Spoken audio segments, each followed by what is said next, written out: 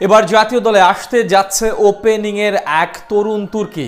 NCL আর premier league মাতিয়ে যিনি সুযোগ করে নিয়েছিলেন লাল সবুজের ইমার্জিং দলে, এবার শক্তিশালী দক্ষিণ আফ্রিকার বিপক্ষে নজরকাড়া সেঞ্চুরি হাঁকানোর সুবাদে জাতীয় দলের রাস্তাটাও অনেকটা সহজ করে নিলেন তরুণ এই ওপেনার। খুব শীঘ্রই টাইগারদের জাতীয় দলে আসতে যাওয়া দুর্দান্ত এই ওপেনারকে নিয়ে বিস্তারিত থাকছে রিপোর্ট। লাল সবুজের ক্রিকেটে এবার উকি দিচ্ছে আরো এক সম্ভাবনাময়ী ওপেনার, যার আগ্রাসী ব্যাটিংয়ে রীতিমতো দিশেহারা পরিস্থিতি দক্ষিণ আফ্রিকার বোলারদের। এমনকি দলের টপ অর্ডারের বিপর্যয়ের দিনেও তার বুদ্ধিদীপ্ত ব্যাটিং এর সুবাদে আদায় করে নিয়েছেন দুর্দান্ত এক সেঞ্চুরি।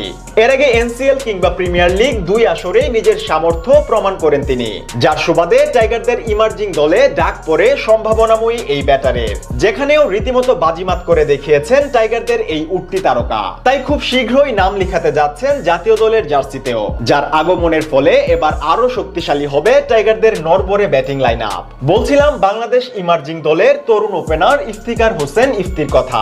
গেলদিন দক্ষিণ আফ্রিকা ইমার্জিং দলের বিপক্ষে 4 দিনের দ্বিতীয় টেস্টে প্রথম দিনেই সেঞ্চুরির দেখা পেয়েছেন তরুণ এই ওপেনার। মিরপুর শেরেবাংলা জাতীয় ক্রিকেট স্টেডিয়ামে এদিন টস জিতে প্রথমে ব্যাট করতে নেমে শুরুতেই ধাক্কা খায় স্বাগতিক বাংলাদেশ। রানের খাতা খোলার আগেই আউট হয়ে সাজঘরে ফিরেন ওপেনার আশিকুর রহমান শিবলি। এরপর দলের টপ অর্ডারে নামে কঠিন এক বিপর্যয়। ওপেনার শিবলির পথ ধরে আসা যাওয়ার মিছিলে সামিল হন দলের অন্যান্য ব্যাটাররাও, যেখানে 7 রানে বিদায় হন চৌধুরী রিজওয়ান। এরপর অধিনায়ক শাহাদাত হোসেনের 1, আরিফুলের 0 আর প্রীতম কুমারের 2 রানে আউট হওয়ার সুবাদে 58 রান তুলতেই পতন হয় দলের পঞ্চম উইকেটের। তবে এদিন সবার চেয়ে ব্যতিক্রম ছিলেন ইফতিকার হোসেন ইফতি।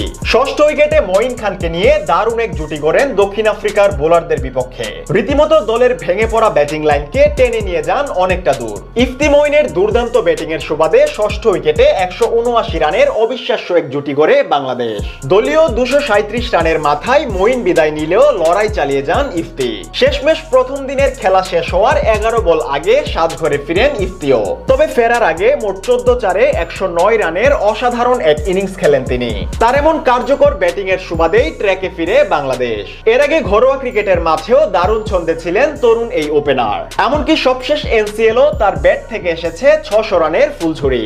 এছাড়া প্রিমিয়ার লিগের খেলাতেও রীতিমতো অনবদ্য পারফরমেন্স দেখিয়েছেন টাইগারদের এই উঠতি তারকা। এদিকে সাম্প্রতিক সময়ের পরিসংখ্যান বলছে খুব একটা সুবিধাজনক অবস্থানে নেই জাতীয় দলের ব্যাটিং লাইন আপ। দলের একের পর এক ম্যাচ হারার পিছনেও মূল ব্যর্থতা ওপেনারদের। তাই দলের বিপর্যয়ের দিনেও দলকে একা হাতে সামলানো এই ওপেনারকে খুব শীঘ্রই ইমার্জিং দলের মতো জাতীয় দলের জার্সিতেও অন্তর্ভুক্ত করতে চাইবেন বিসিবি কর্তারা।